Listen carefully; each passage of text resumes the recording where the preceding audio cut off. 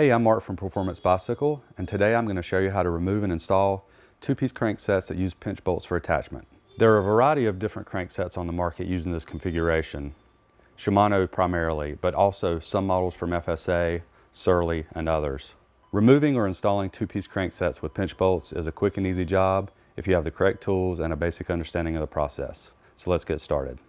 Tools you'll need: 5mm hex key, preload tool, crank specific, typically a hex key or a star-shaped tool, small flat blade screwdriver, torque wrench, waterproof grease, plastic mallet.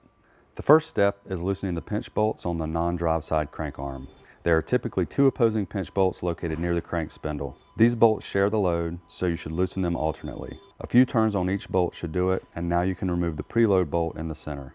Shimano cranksets use a special star-shaped tool on the preload bolt, and most other cranks use a hex key, often a 5mm.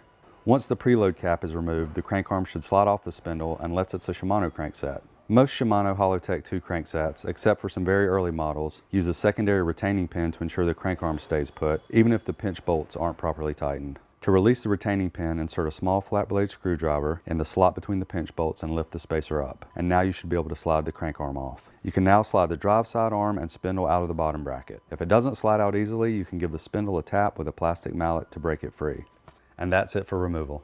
Installation is basically a reversal of the removal process, but there are a few things to note. You want to make sure everything is clean before you start. Apply a thin layer of waterproof grease to the inside of the bottom bracket cups and the threads of the preload bolt. Carefully slide the drive side crank arm and spindle through the bottom bracket and ensure that it is firmly seated. You can give the drive side crank arm a light tap with a plastic mallet, taking care not to damage the finish. Next, you'll want to slide the non-drive side crank arm onto the spindle. Make sure the pinch bolts are loosened, and if it is a Shimano crank arm, make sure the plastic spacer with the retaining pin is up and out of the way. Once the crank arm is in place, press the plastic spacer down to engage the retaining pin.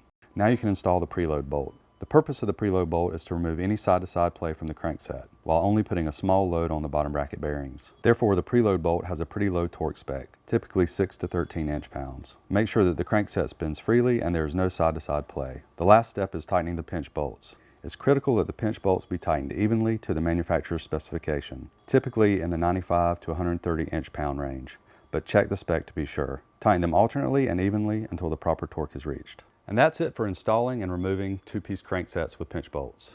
If you have any further questions, feel free to contact our tech support line or stop by a local performance bike shop.